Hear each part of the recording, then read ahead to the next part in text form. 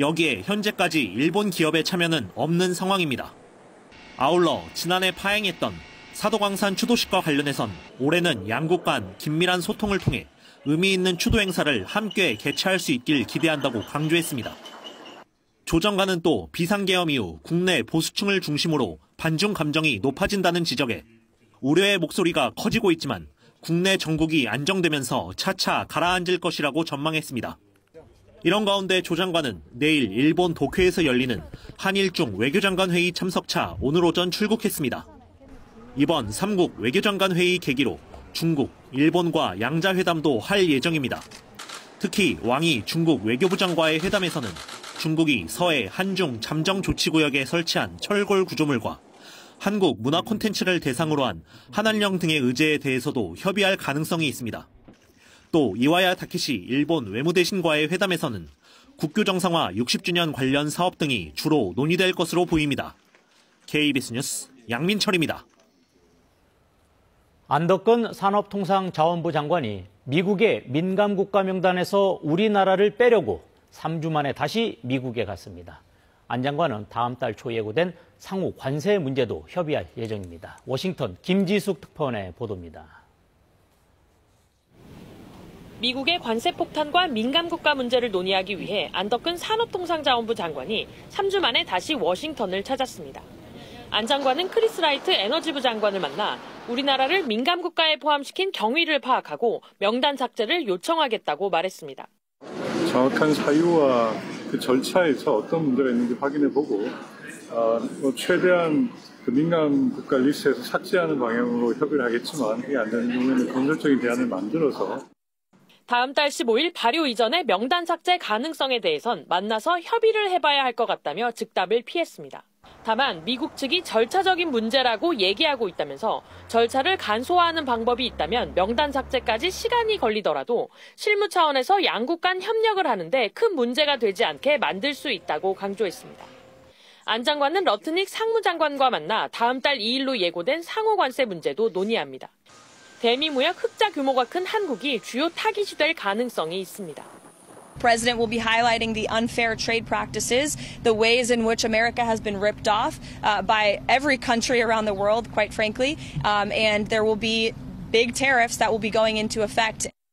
안 장관은 미국에 상당한 관세를 부과하는 이른바 더티 15에 포함될지는 예단할 수 없다고 말했습니다. 다만 상호관세 부과 이후에도 지속적인 협상을 통해 여파를 줄여나가는 것이 중요하다고 강조했습니다. 처음부터 면제 조치를 받아내는 건 사실상 불가능하다는 판단입니다. 한편 백악관은 트럼프 정부의 관세 정책 효과를 홍보하는데 현대차 조지아 공장을 거론하는 등 한국 기업을 또 활용했습니다. 워싱턴에서 KBS 뉴스 김지숙입니다.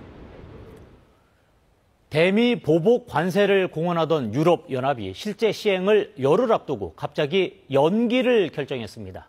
미국이 더 강력한 보복 관세 카드를 꺼내자 멈칫한 건데 유럽연합의 고민도 깊어지고 있습니다. 파리 안다영 특파원의 보도입니다. 유럽연합이 다음 달 1일부터 시행하려던 대미 보복 관세 1단계 조치를 연기했습니다. 유럽연합은 우선 다음 달 2일 미국의 상호관세 발표 내용을 지켜보겠다고 밝혔습니다. 이후 다음 달 중순까지 미국과 해결책을 찾지 못하면 그때 지체 없이 보복관세 조치를 시행하겠다는 입장입니다. This approach would allow us to deliver a firm, proportionate, at the same time robust and well-calibrated response to U.S. measures. 당초 이유는 지난 12일 미국의 철강 알루미늄 25% 관세가 발효되자 두 단계에 걸쳐 미국산 상품에 보복 관세를 매기겠다고 발표했습니다. 이후에 1단계 조치는 버번 위스키와 할리 데이비슨 오토바이 등 우리 돈 약 12조 원 상당의 상징적 미국산 상품에 최고 50% 추가 관세를 부과하는 것입니다.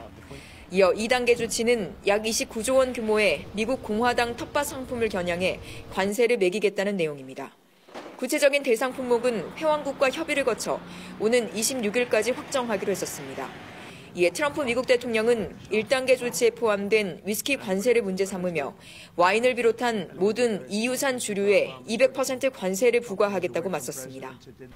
EU가 1단계 보복 관세 시행을 불과 열흘 앞두고 이를 연기한 건 일부 회원국과 와인 등 관련 업계에서 제기한 우려를 고려한 것으로 보입니다.